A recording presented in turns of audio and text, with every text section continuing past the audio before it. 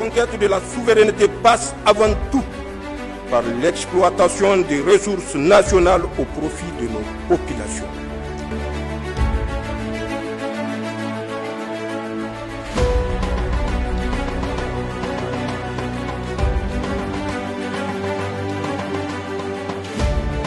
Monsieur le Président, bonjour. Bonjour Madame. Merci de vous prêter à cet exercice sur Radio Burkina à travers l'émission Antenne Directe. Avant de recueillir les premières questions des auditeurs, Excellence, c'est la première fois que vous vous exprimez directement devant l'ensemble des Burkinabés à travers les ondes de Radio Burkina. Comment vous sentez-vous à l'idée de partager ce moment de dialogue direct avec les Burkinabés? Merci beaucoup. Bonjour chers parents, chers frères et sœurs auditeurs de la Radio Burkina. Merci Madame pour cette occasion qui nous est encore donnée de pouvoir communier directement avec le peuple. Et donc je pense que c'est un réel plaisir et c'est aussi un moment pour moi de pouvoir comprendre aujourd'hui, à l'étape où nous sommes, les aspirations actuelles du peuple à travers vos antennes et de pouvoir réajuster notre programme, si on peut le dire ainsi. Donc je dis que c'est un grand moment de plaisir et merci encore pour cette opportunité. Merci, Monsieur le Président, pour ces premiers mots. Nous allons à présent aborder le premier axe de notre échange consacré à l'actualité. Déjà, les premières questions des auditeurs commencent à tomber sur le 25 30 49 93 et le 25 33 33 37. Nous accueillons Hervé Kabouré qui va nous livrer ses premières questions. Merci Chantal Nikiema, Excellence Monsieur le Président. La première question nous vient du secteur 16 de Ouagadougou. Stéphane Kiamtouré veut savoir comment vous avez vécu les multiples tentatives de déstabilisation avec en ligne de mire votre assassinat. Deuxième question, c'est Madame Koné de Bobo Dioulasso. Elle souhaite savoir le sort qui sera réservé aux comploteurs. Et puis ensuite, toujours à Bobo Dioulasso, c'est Daniel Sanou qui demande est-ce qu'un mandat d'arrêt a été lancé contre les déstabilisateurs et leurs complices. Et Eugène Kambiré de Batier dans le Noumiel voudrait savoir ce qui s'est réellement passé à Barsalgo. C'est aussi la question de Suleiman Ouedraogo Akaya dans le centre-nord, Salifou Sanou de Bobo Dioulasso. Et puis la dernière question, c'est Jean Ilboudo de Ouagadougou. Je voudrais avoir votre réaction sur le discours d'orientation politique de feu capitaine Thomas Sankara en pleine célébration des journées nationales d'engagement patriotique et de participation citoyenne. Quelle importance revêt pour vous le DOP quand on constate que son contenu est toujours d'actualité? Merci. Merci Hervé Kabouré pour cette première série de questions des auditeurs. Monsieur le Président, vous venez d'entendre les préoccupations des auditeurs qui tournent autour des velléités de déstabilisation et notamment avec l'attaque du Barsalgo. Les auditeurs voudraient savoir comment avez-vous vécu ces situations? D'accord, merci Madame. Alors je dirais que c'est vraiment l'actualité. La question de déstabilisation, ce sont des questions actuelles. Avant de nous engager dans cette mission, je pense qu'il y a un certain nombre de risques qu'il faut mesurer et accepter d'assumer. Et parmi ces risques, il y a le fait de ne pas réussir la mission pour laquelle on était venu. Donc quand on vient, c'est soit ça passe ou ça casse. Dieu merci, on a pu réussir la mission pour pouvoir donc imprimer notre vision des choses à notre pays. Après ça, l'autre risque, c'est d'accepter d'abandonner tout. Voilà, on ne peut pas, en tant que jeune, être là donc au sommet de l'État et vouloir peut-être me retrouver sous des manguiers à manger du rusumbala comme les autres. C'est-à-dire accepter d'oublier sa jeunesse, accepter d'oublier la vie et se consacrer entièrement à la patrie.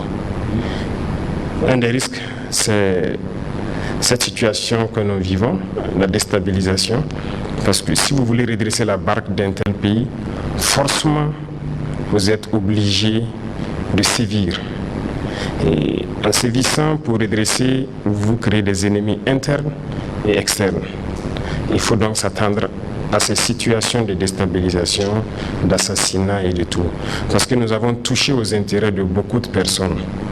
Il y a donc une inégalité sociale, il y a de la corruption, il y a une mauvaise gestion de la chose publique. Et si nous essayons de vouloir redresser tout ça, forcément on va toucher aux intérêts individuels de certaines personnes. Et ces personnes très souvent sont riches, ont de l'argent, et utilisent cela pour manipuler souvent des personnes plus pauvres qu'elles, pour nous les mettre à dos en fait. Ça c'est à l'interne, et ces mêmes personnes n'hésitent pas à coaliser donc avec les forces impérialistes qui passent leur temps donc à nous endeuiller, à nous appauvrir. L'autre point, ce sont ces forces extérieures-là. Il y a beaucoup de pays aujourd'hui qu'on a sous le dos et on n'a pas le choix, il faut le faire.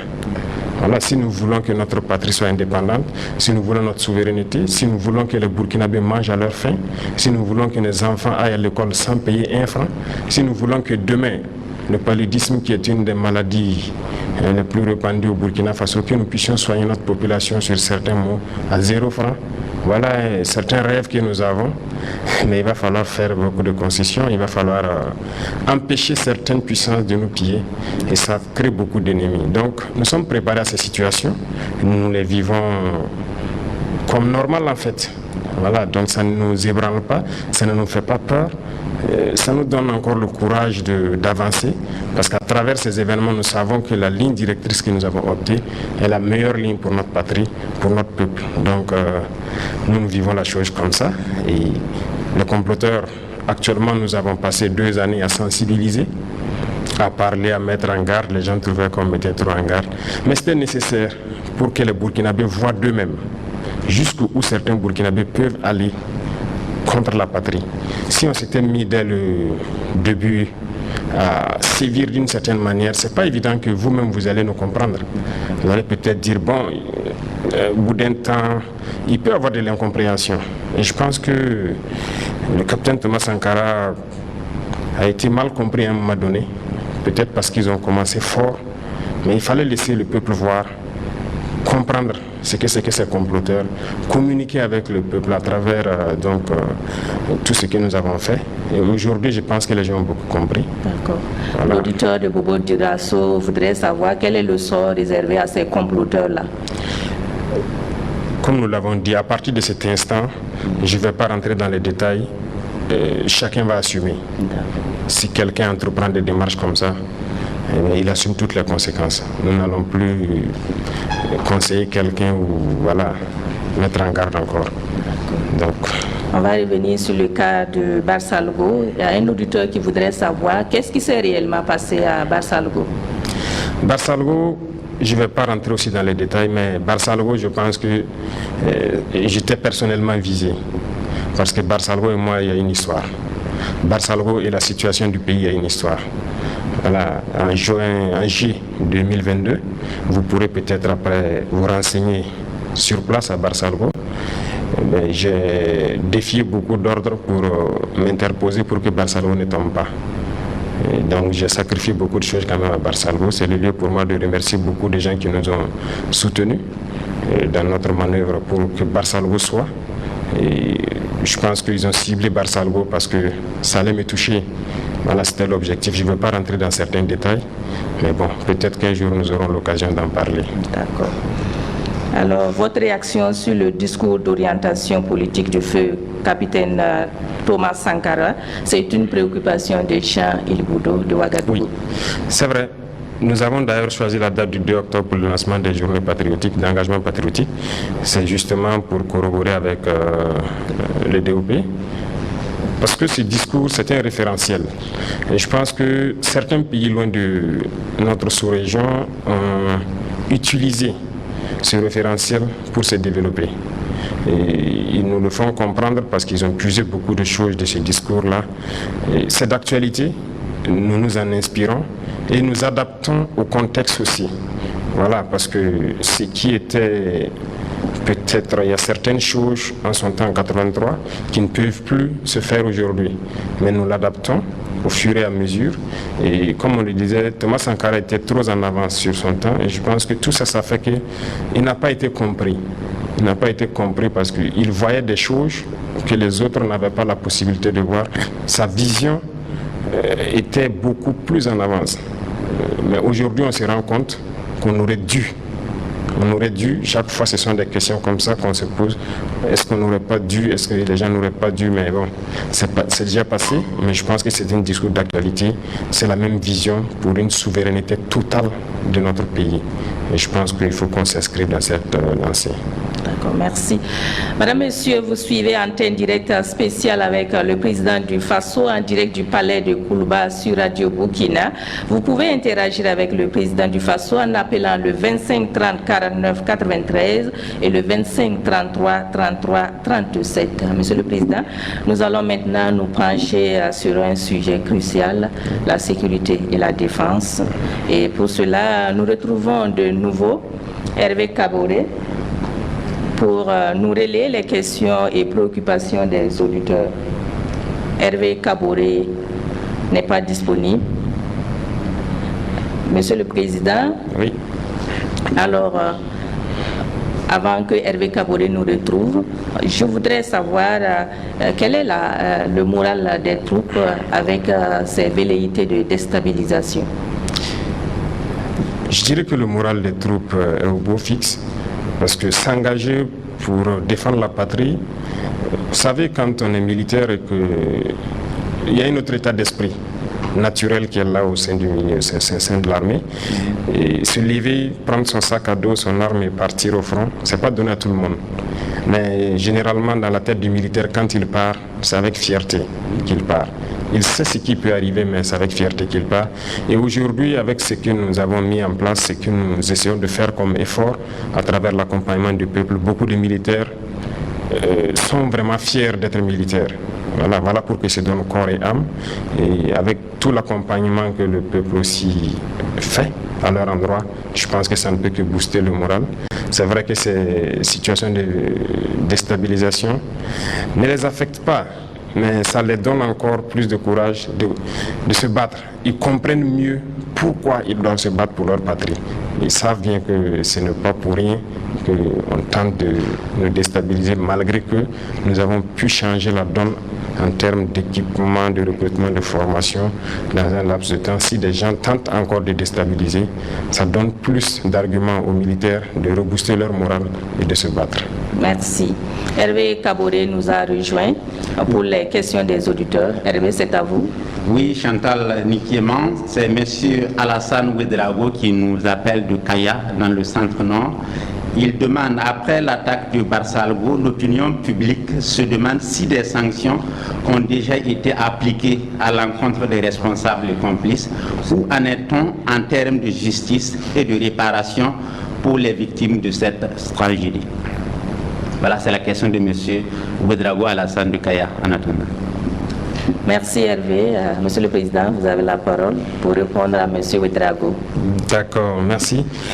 Il faut dire qu'après toute attaque, depuis qu'on est là, après chaque attaque, nous essayons de faire une analyse de la situation pour comprendre qu'est-ce qui a marché et qu'est-ce qui n'a pas marché. Tant qu'on n'arrive pas à le faire, on ne peut pas améliorer la situation.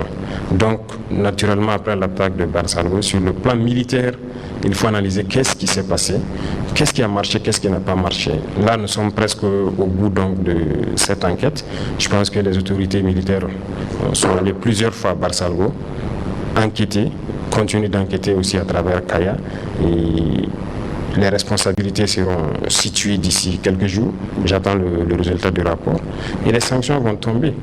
C'était, comment je vais dire, toutes les attaques, c'est ce que nous faisons.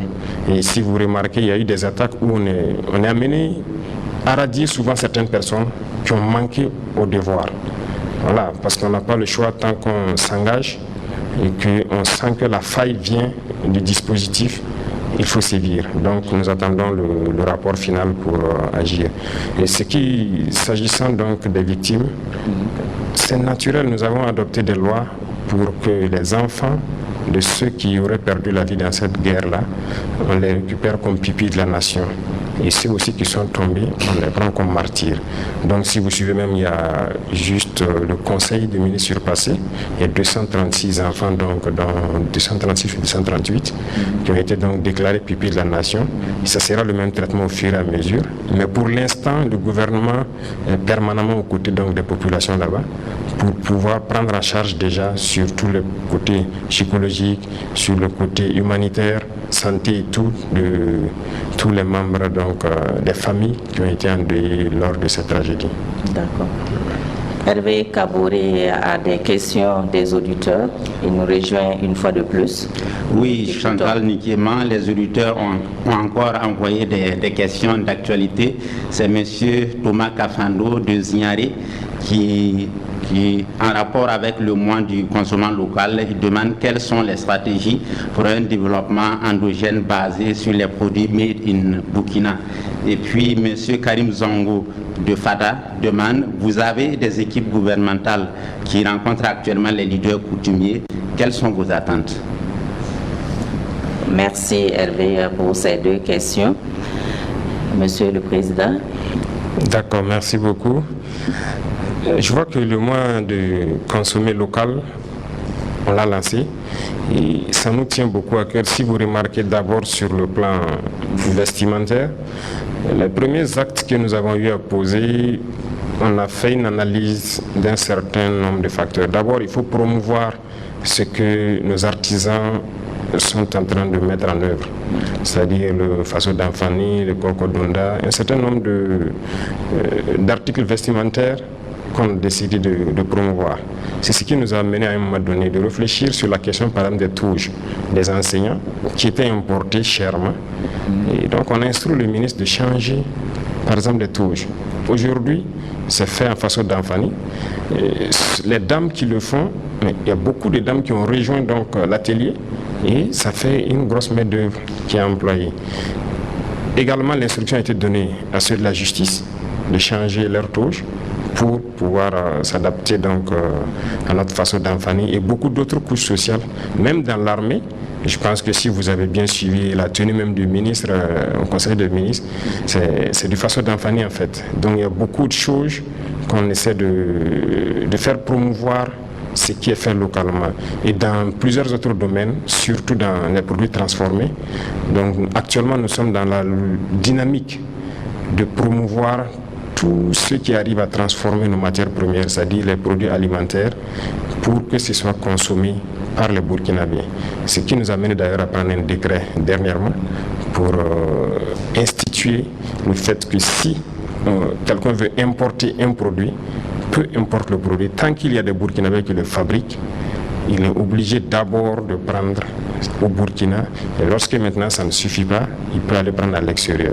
Donc c'est un acte fort qu'on a posé pour pouvoir encourager ceux qui produisent localement et que ce soit consommé par les Burkinabés. Donc sur ce volet, je pense que nous sommes dans une bonne dynamique. On ne peut pas dévoiler toute la stratégie à venir parce que comme je l'ai dit, ceux qui ont l'habitude d'importer, ça ne les plaît pas forcément d'appliquer ce que nous voulons. Mais si nous voulons être burkinabés, on est obligé de prendre des mesures. Ça ne va pas plaire à d'autres, mais ça va plaire au grand nombre. Et je pense que c'est ça qui est le plus important. Monsieur Karim Zango voudrait savoir vos attentes concernant vos équipes gouvernementales qui sont sur le terrain. Oui, donc ce sont des sorties qui ont été programmées il y a quand même un peu longtemps. C'est comme les premières sorties qui ont coïncidé avec les événements de Barsalgo, je pense. On avait programmé plusieurs sorties. Donc quand l'événement est arrivé, on a quand même dit aux gens de partir faire le programme. Donc pendant cette période, on arrête le Conseil des ministres pendant une semaine et donc on veut que les ministres aillent auprès des populations, s'enquérir des réalités, voir les réalités de visu et revenir parce qu'un ministre c'est au niveau de la décision. Et si vous êtes juste à Ouagadougou et que vous n'arrivez pas à comprendre les aspirations profondes du peuple, c'est compliqué. Donc c'est un programme, ça ne sera pas la première fois, ça ne sera pas la dernière fois. Ils sont allés vers les populations dans toutes les régions pour s'enquérir des vraies réalités, comprendre les difficultés. Et je pense que chaque ministre donc va réaménager son programme en fonction des besoins réels de nos populations. C'est le même état d'esprit qui nous a amené à aller vers les chefs coutumiers, parce que nous voulons les remettre dans leur rôle. Leur rôle donc de maintenir cette cohésion sociale, l'unité, la paix. Voilà, il faut qu'ils s'affirment, qu'ils arrivent à nous aider à éduquer la jeunesse. Donc ce sont ces messages-là qui sont portés à leur endroit, parce que quoi qu'on dise, ce sont des acteurs clés donc de notre société, et nous voulons les remettre dans leur rôle pour qu'ils puissent aider le Burkina Faso à revenir à ces valeurs ancestrales qui sont des valeurs de paix, d'unité, de cohésion. D'accord. Merci pour ces éclairages. Monsieur le Président, l'actualité, la sécurité et la défense sont intimement liées. En attendant de recueillir les préoccupations des auditeurs, il y a maintenant 2 ans que, sous votre impulsion, le Burkina Faso a engagé une guerre totale contre les groupes armés terroristes. Aujourd'hui, quel bilan faites-vous de la reconquête du territoire national? D'accord, merci. Nous ne cesserons de parler de la situation donc du terrain, parce que c'est l'essence même de notre combat. Et comme vous avez pu le constater, je pense que dès qu'on a commencé nos actions, il y a eu un autre visage du terrorisme que les Burkinabés ont découvert. Voilà, donc ça nous a interpellé beaucoup, que ce n'est pas juste du terrorisme.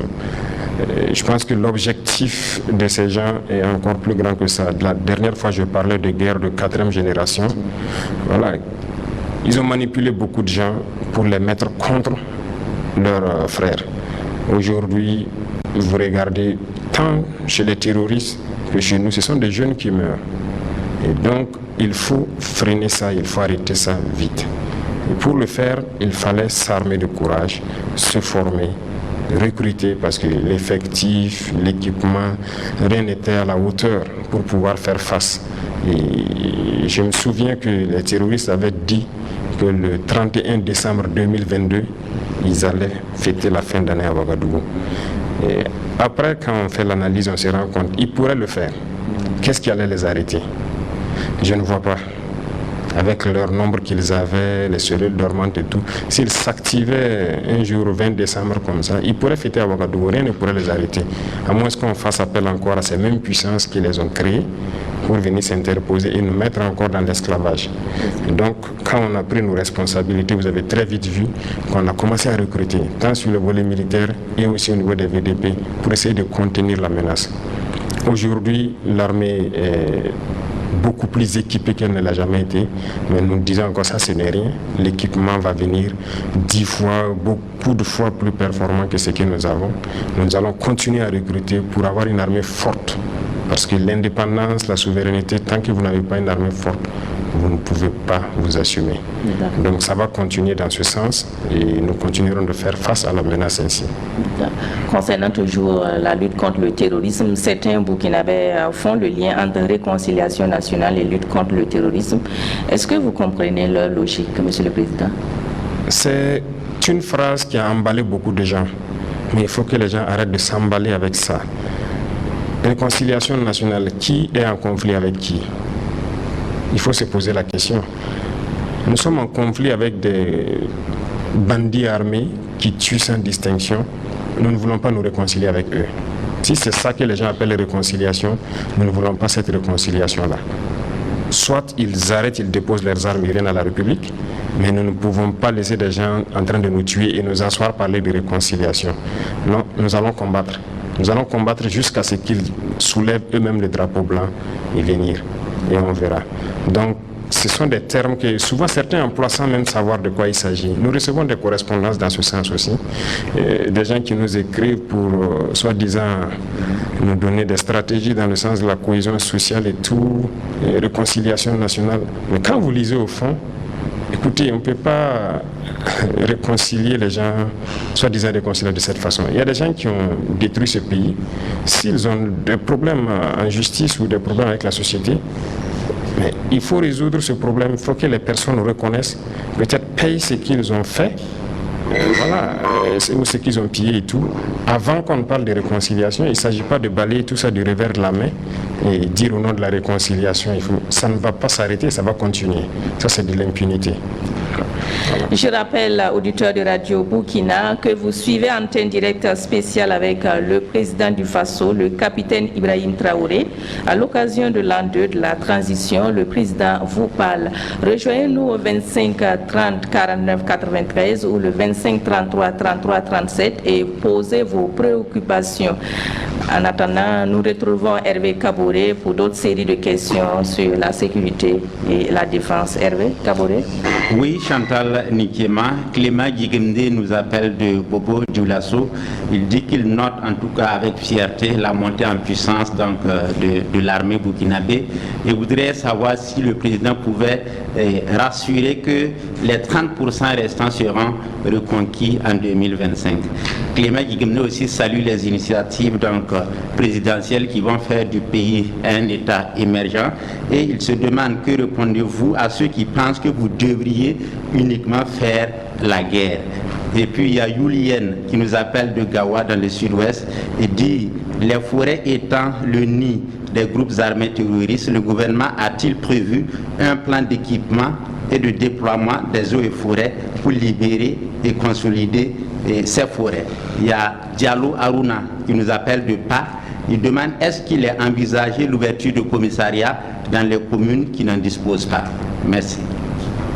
Merci Hervé pour cette série de questions. Nous allons commencer par la question de Clément Guigemde sur la reconquête du territoire national. 70% quand les 30% restants, la reconquête des 30% restants. Le souhait est que si demain on peut reconquérir les 30%, on le fait. Mais toujours est-il que nous allons nous mettre à l'œuvre rapidement. Si vous constatez ces derniers temps, l'intensité des opérations a un peu baissé dû à la saison pluvieuse. La saison pluvieuse est en train de finir, donc les opérations vont se relancer. Je disais à certains que le matériel que j'ai remis dernièrement aux forces, personne ne le voit sur le terrain d'abord. Donc les gens s'entraînent très bien. Actuellement, ils sont prêts. Donc dans quelques jours, la lutte va reprendre de plus belle. Et nous espérons aller très vite, reconquérir le maximum, reverdir autant que possible. Quand on dit reverdir dans notre jargon, ça veut dire avoir des espaces où les gens pourront faire leur tourisme, faire tout ce qu'ils veulent en toute liberté. Vraiment free, comme on le dit, sans crainte. Voilà, donc c'est ce que nous sommes en train de développer et ça se fait en tandem défense et sécurité parce que autant que les forces qui sont en première ligne évoluent, il faut qu'à l'arrière on réorganise les forces de sécurité pour pouvoir assurer donc la pleine quiétude des populations. Donc nous poursuivons. 2025 est décisif et nous allons aller dans ce sens pour que nous puissions reconquérir les 30% restants. D'accord. Yul Yen de Gawa dit les forêts étant le nid des groupes armés terroristes, le gouvernement a-t-il prévu un plan d'équipement et de déploiement des eaux et forêts pour libérer et consolider ces forêts, Monsieur le Président? Nous sommes là-dessus parce que les eaux et forêts, il faut le dire, quand nous sommes arrivés, nous avons essayé d'évaluer la situation. C'était malheureusement un constat amer. Ils étaient là, dans leur poste, comme je le disais, on pouvait trouver 10 agents des eaux et forêts dans un poste avec une seule arme. Donc, si vous faites des années sans toucher à une arme, c'est un peu compliqué de dire aujourd'hui qu'on peut les injecter directement dans les forêts. Les forêts sont les champs de bataille donc des militaires actuellement. Ce sont les militaires qui fouillent les forêts. Ce sera eux qui vont libérer les forêts avant d'installer les eaux et forêts pour la consolidation. Et nous continuons le recyclage des eaux et forêts. Si vous remarquez, il y a certaines unités qu'on a pris un peu, que nous essayons de recycler et les mettre à niveau pour que lorsque les militaires vont finir certaines portions, eux maintenant ils s'installent et ça a commencé. Il y a certaines forêts depuis l'intérieur qui ont été libérées par les militaires et les eaux et forêts qui ont été recyclées se sont réinstallées. Donc nous les avons rééquipés et au fur et à mesure nous continuons donc de faire monter leur puissance de feu pour qu'ils puissent contenir après le passage donc, des militaires. D'accord. Nous allons revenir sur le deuxième volet de questions de Clément Guigemde qui demande que répondez-vous à ceux qui pensent que vous devriez vous consacrer uniquement à la guerre. De la souveraineté passe avant tout. Il y a des gens qui connaissent trop aussi. Je ne sais pas comment maintenant ils analysent la situation. Qu'est-ce qui a mené la guerre? il faut se poser beaucoup de questions. Certes, des puissances extérieures manipulent les gens, mais qu'est-ce qui fait qu'ils arrivent à manipuler les gens? Il faut se poser plusieurs questions.